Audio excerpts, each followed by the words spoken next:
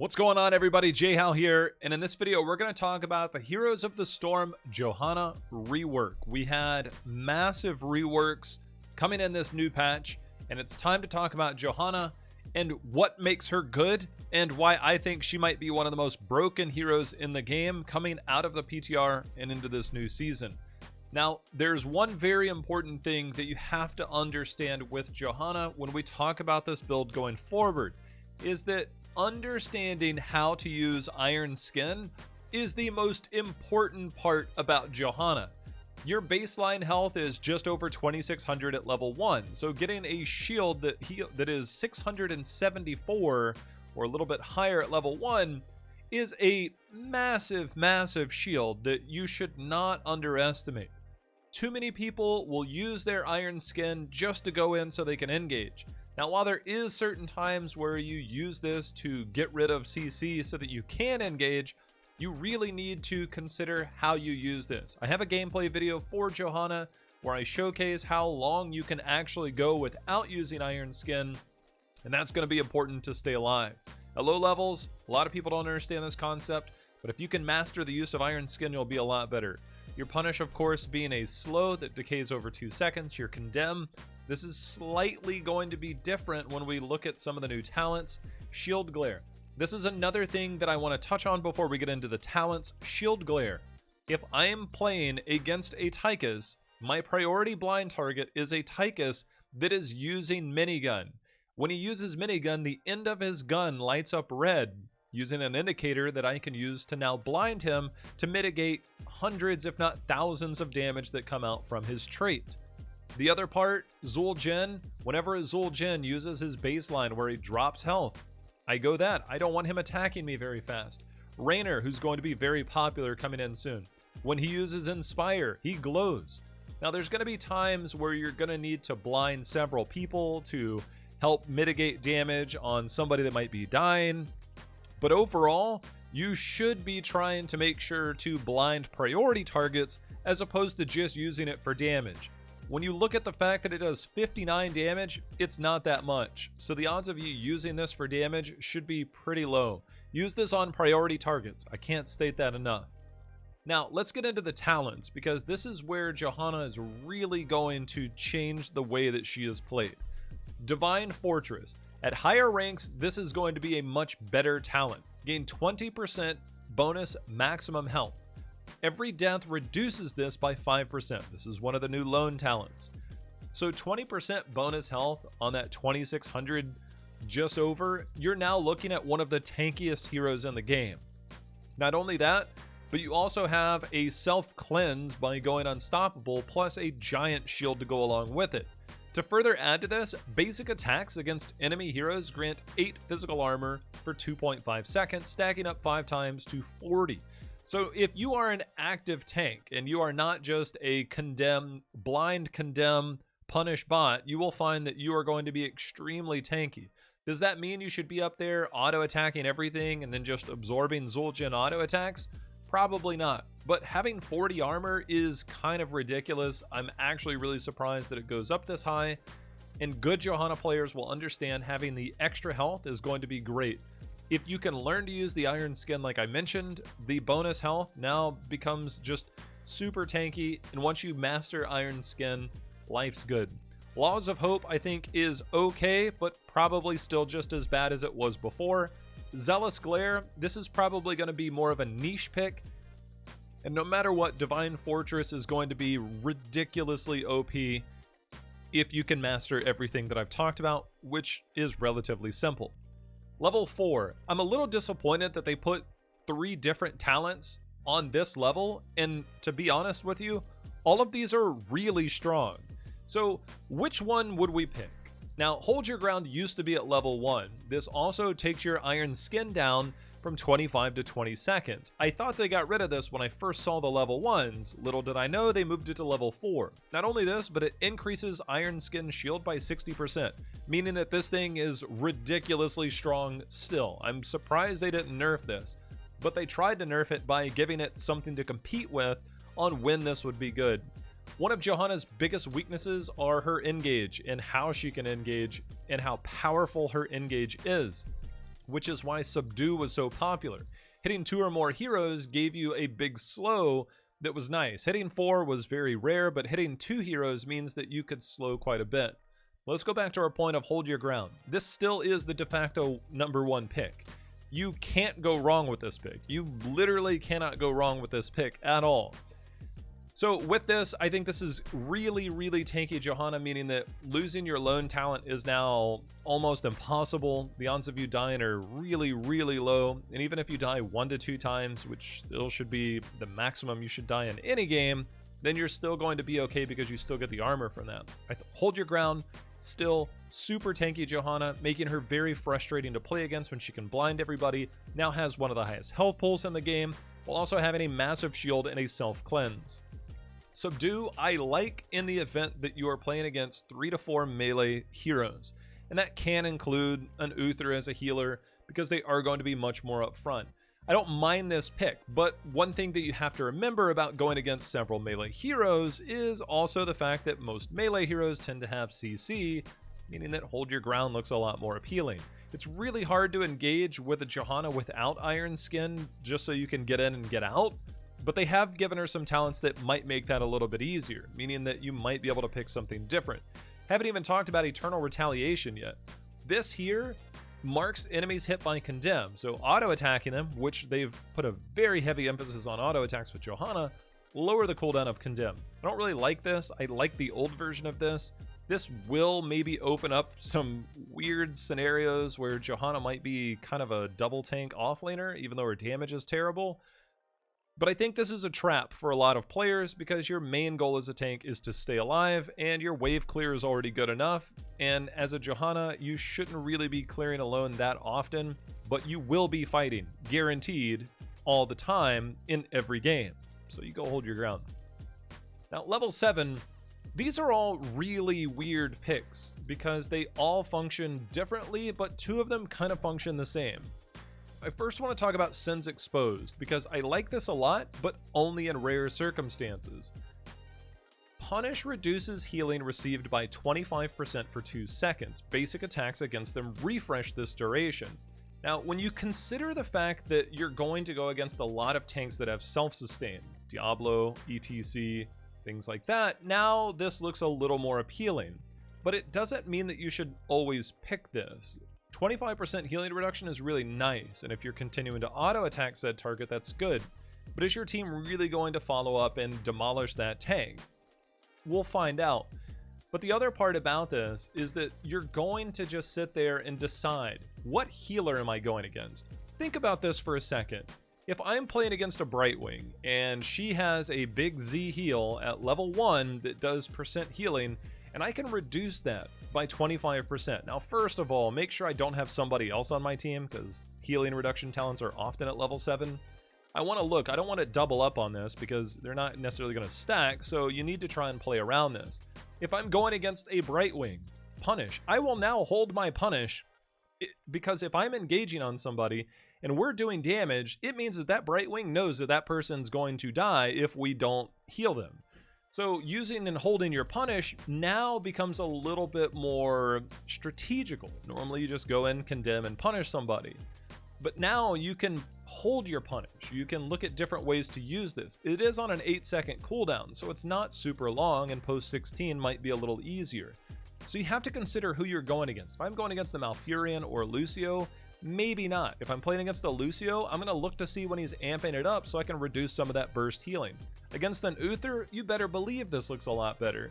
So there is a give and take in terms of composition. There's a lot of what ifs, which about this game, you should be thinking about those what ifs when you pick talents anyways. But let's move on. Conviction. Gain 10% movement speed. This is great. Conviction used to be at level 4 and you would get movement speed whenever you would use Conviction. Now you have it baseline, so it's a little bit easier, and it's increased to 20% while Condemn is charging up. So this does give you that ability to close the gap. So you have that weird instant burst movement speed that catches a lot of people off guard. Now, as a Johanna, one of your biggest weaknesses is getting onto people, so Conviction actually isn't that bad. And when you now have 10% movement base speed, that means also more survivability. But at the same time, getting that extra 20% movement speed, now you can collapse onto those long-range targets that are there. Furthermore, you could kind of do the same with Steed Charge. Activate to instantly mount for 3 seconds, unhindered by damage, which means that you can still be slowed, you can be stunned, you can be slept, which makes this kind of a weird pick. There is a passive to increase the duration of Iron Skin by 1 second. From somebody who's played a lot of Johanna, if you are able to go with hold your ground, then this looks a little more appealing. If you don't go hold your ground, your shield, it won't matter. So the other part you have to remember about the increased duration of Iron Skin is that you are unstoppable while you have Iron Skin, which means that you are now unstoppable for an extra second should that shield remain. Now, the way to have that shield remain is to go hold your ground. So I like the passive on this, so it's not just getting that mount and getting there. I did find when I was playtesting this that oftentimes you're slowed and you're trying to get there, and it doesn't really feel that great. You're not really mounting in the same way that you would. You're not trying to get onto somebody the same way because there's so many different slows and obstacles that you have to go through. And the damage is one thing, but all the CC is another. So using this as a gap closer compared to Conviction, probably not going to be as easy, so I didn't really like the way this felt. However, there are a lot of good tactical uses. So because of that, I actually like all of the level 7 talents. I would say since Exposed has a little bit more use, and stronger use in niche situations, Conviction is always going to be good, and Steed Charge also that niche scenario. So before we talk about the heroics, I'm going to say Blessed Shield is still one of the most underrated heroic abilities in the game. Not because people don't think it's good, it's just that people don't understand how to use it. If I can use a 60-second cooldown at level 10 to kill somebody, that's a 30-second death timer. That means they're not going to fight me for another 30 seconds because that person has to respawn and come back. Using Blessed Shield on such a short cooldown on 60 seconds means that if you have teammates near you and you catch somebody off guard, just use it. Now, one interesting change about Falling Sword. It couldn't get any worse, so now they've made it better. One thing about Falling Sword that was always rather comical was people that would pick Falling Sword when you don't need Falling Sword, because when you go in the air, the enemy team just kind of runs at you and it's pretty terrible. So they made this so that while you're in the air, allies below Johanna are unstoppable, meaning that you can use this to cleanse people. You can use this on a mosh pit to get people out of mosh, albeit as a Johanna, ETC is relatively easy to counter. But you now make people unstoppable, so if they're being dove upon, you can now, instead of jumping on the enemy team, you can now save your team. It's not going to save them from the damage, but it might stop them from some pretty ridiculous CC combos. Coincidentally enough, hitting somebody with Blessed Shield kind of does the exact same thing because it stops them in their tracks, so it's a defensive-offensive scenario. Falling Sword, now kind of the same. I'm still not a big fan of this, but the level 20 upgrade does make this appealing. I would say Blessed Shield still is going to win out, but Falling Sword now has a place, mostly because there's a defensive element to it, which is not something that existed before. Watching your Johanna Falling Sword and run away from a fight, while you get run down and your Johanna walks away from a fight, says that they have no idea how to play Johanna, and unfortunately, we've all probably seen that. So be careful on how you play this, but now you have a defensive element that makes this somewhat okay versus dive comps. I still generally wouldn't recommend it. Level 13. Now, back in the day, Roar was really OP. They nerfed it, it's still strong, and it still very much is strong. But when we consider that level 7 might make us a little more hesitant to use Punish because we're looking for those healing reduction options, we're not always going to Condemn Roar and Condemn Punish somebody to get that burst damage. Condemning somebody into a Punish into burst damage as a tank is really good because you're now slowing somebody, you're hitting them for a lot of damage, and you're helping create kill targets.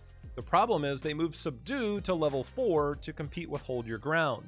So now I don't have that 80% slow, so getting an 80% slow onto 2 targets while doing a lot of damage to both of them was always really nice. Now it doesn't feel anywhere near as good because they move Subdue to compete with a really good talent. So if I went Subdue, I'm probably going to go Roar. If I went Hold My Ground, I might look at some of these other options. Now, which are the good options? Holy Fury seems okay, because you can't really go bad with it. Each hero hit by Condemn increases this damage by 40% for 5 seconds. While this does sound appealing, the odds of you hitting more than 2 people are generally pretty slim, but if you're going against a heavy melee comp, Holy Fury now looks pretty good. And if I went Conviction, I can get onto potentially more people, and Holy Fury still looks pretty good. I would like to turn my attention to Blessed Hammer, because now this is going to do that damage. When I'm onto somebody, this is going to help do a little bit more burst damage, but overall you can't target it and people can kind of dodge this, so it's kind of inconsequential.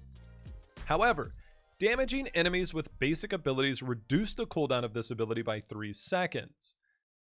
So if I condemn multiple people, this now looks a lot better. If I can punish multiple people, this now looks a lot better. For instance, if I come out and I condemn 3 people and I punish 2 of them, that's now 5 people, and that's a 15-second cooldown. So now that looks a lot better, and then I also still have my blind, which generally you're hitting 2 to 3 people at minimum. Now this is a full cycle of rotations with your abilities, and this is basic abilities, so not ults. But they added every 3rd basic attack against enemy heroes releases a hammer. Now Johanna does seem to have a little bit more offensive potential, mostly just by being active, by hitting Condemn, properly using your punish, and then making sure to blind at the right time now just gives you that natural cooldown. But if you're auto attacking in the meantime, you're now looking at getting lots of blessed hammers out in the middle of a fight. It does mean more buttons to press, and that does tend to confuse people at lower ranks because there's so much to learn already, and now doing more just complicates it and makes things more difficult. But I did like Blessed Hammer because of these changes. I wouldn't say it's necessarily the one I'm always going to pick because I still think Roar is really good, but now Blessed Hammer feels okay, and a lot of it is because of the 16. Holy Fury I like as well. I think you kind of have to manage how you're going to be using your punish in the game with Sins Exposed. And if you didn't go Sins Exposed, then yeah, you're probably going to use punish a lot more on cooldown when you're condemning somebody, and this still is really good. I do think Blessed Hammer now has a place, even though I hated it for a long time. Level 16. Now this is probably the most interesting talent tier that we have on Johanna outside of the level 4. So there's a couple of really good options here. Blessed Momentum used to be at level 7, and it used to just be cooldown reduction. But one thing that we've been talking about is how much auto attacks affect Johanna now. The fact that Blessed Momentum gives you 10% increased attack speed for 4 seconds and stacks up 4 times to 40%, you now have a lot more potential for cooldown reduction. If I'm going against a lot of blinds and a lot of CC, this looks terrible. The odds of me auto attacking feels pretty bad.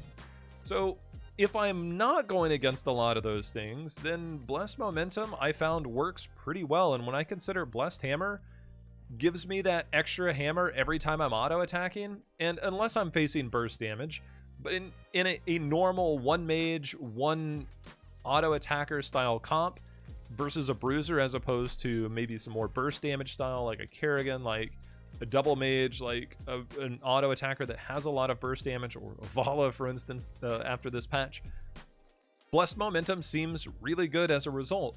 You can't sleep on Holy Renewal though. Hitting enemy heroes with Shield Glare reduces its cooldown by 1.5 seconds and heals for 5% of Johanna's maximum health.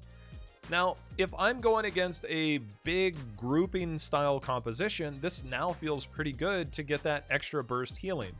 There is some appeal with Zealous Glare, and I know some of you kind of heard me scoff at this, but there is some appeal with Holy Renewal because of that, because it allows you for more of that burst style healing that you don't normally get. So getting the cooldown reduction for each person you hit on an ability that is 12 seconds long, if I can get 3 blinds out in a very short time frame because I'm blind, you don't want to stack these. Always keep that in mind because it's a 1.5 second cooldown.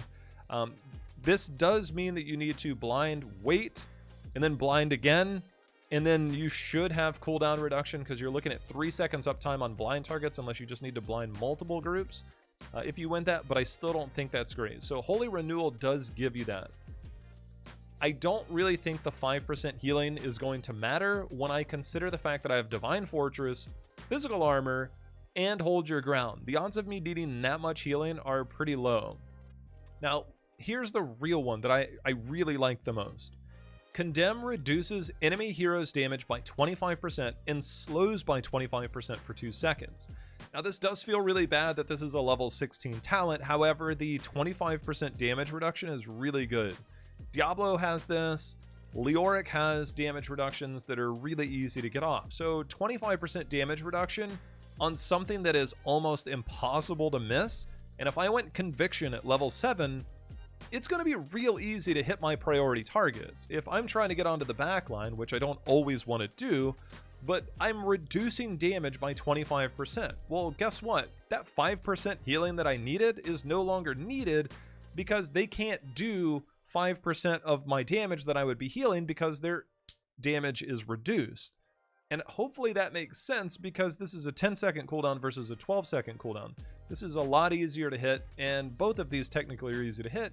But if I'm reducing the damage of 3 people by 25%, the odds of those 3 people doing more than 5% of my health or 10% of my health if I hit 2 people is pretty high. So if I reduce their damage by 25%, I no longer need to heal for that damage that they're not doing because I'm reducing that damage on a shorter cooldown, and I'm also comboing them. It just kind of makes sense.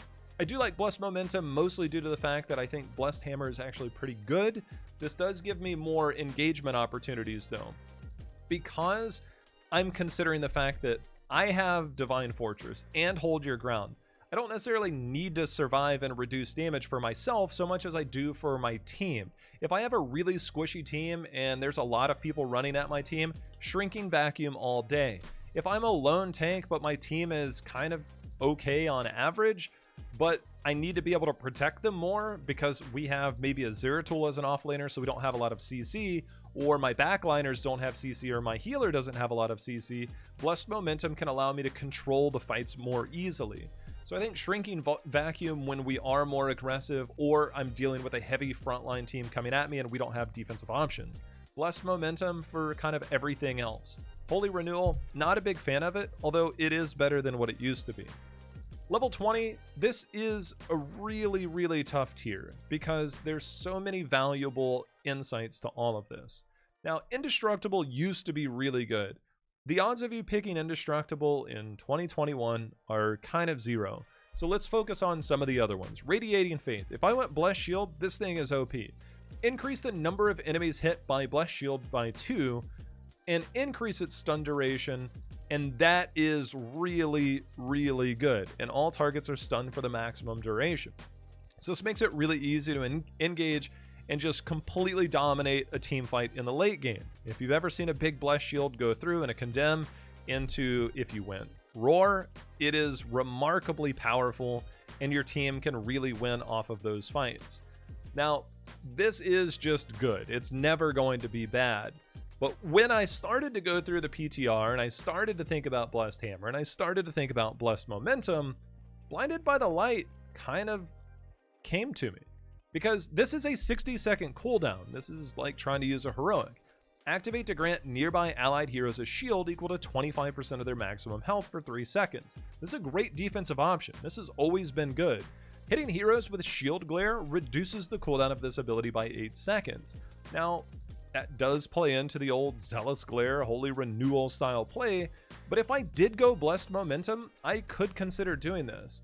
Now, we talk about 8 seconds and 60-second cooldown reduction. We're looking at hitting 5, 6, 7, 8 heroes, 7 heroes at most to kind of get that few second downtime. So if we go through and we consider that this does 12 seconds, and let's say we hit 3 to 4 people with our blind, and then all of a sudden we get more auto attacks out. Again, if I'm going against a lot of blinds in CC, I'm not going Blessed Momentum, and I'm not even considering this. But this is only in consideration for going Blessed Momentum or some type of blind build, which I'm not going to get into. So getting a 0.5 second cooldown reduction means I've got to get a handful of autos off, which means that I could potentially have this up in multiple fights. This does require that I blind 3 to 4 people each time, which can be difficult. If this takes me 3 rotations of blinds to get out, this talent might not be worth it because most fights don't last that long, and instead I could be looking at a really OP game-changing heroic. Blinded by the Light is okay, but I'm still going to go Radiating Faith. Now, let's look at one of the big ones here, because Falling Sword not only makes people unstoppable, but now we have another functionality to it. Falling Sword rains down Holy Bolts, dealing 75 damage to enemies, and healing allies for 75, and reducing its cooldown by 2 seconds. If you thought the old level 20 Heaven's Fury was really OP for Johanna, this now became ridiculously OP. I actually am blown away at how good this is at level 20. If I'm going against that dive composition and I'm hovering over my team for that unstoppable effect that I was mentioning earlier, and I'm healing them, and I'm also doing damage to people that are underneath me, and I'm getting cooldown reduction, man, things sure do look pretty good right about now. Heaven's Fury level 20 is really good. Now, there was some interesting interactions with minions and different things that I think are going to be worked out, but we're going to focus mainly on the heroes side of this because that's really what matters post level 20. But overall, this level 20 now is really, really worth considering if you use Falling Sword, not just as an engagement tool, but as also a defensive option. It makes it really good as a result at level 10 now, instead of waiting for the level 20 upgrade to where it's just offensive. Now it can be both offensive and defensive, and it can heal, which makes this really, really good at level 20. No longer are you taking to the skies, trying to dive, and then watching your team die behind you, because that used to be the way that a lot of people played Johanna, and it kind of defeated the purpose of playing a tank. Heaven's Fury now allows you to do both of those things, but you have to be very conscientious of, does my team need healing? Do they need the unstoppable effect? If not, then I will dive. Am I going against a dive heavy team? Bless Shield still takes care of all of those issues of countering a dive heavy team. Heaven's Fury just allows me to approach it from a different angle. So no matter which school of thought you like, I still love Bless Shield. They're both on short cooldowns, but Bless Shield still feels really powerful to set up some insane combos and allow my team to be offensive while I'm offensive and defensive with it.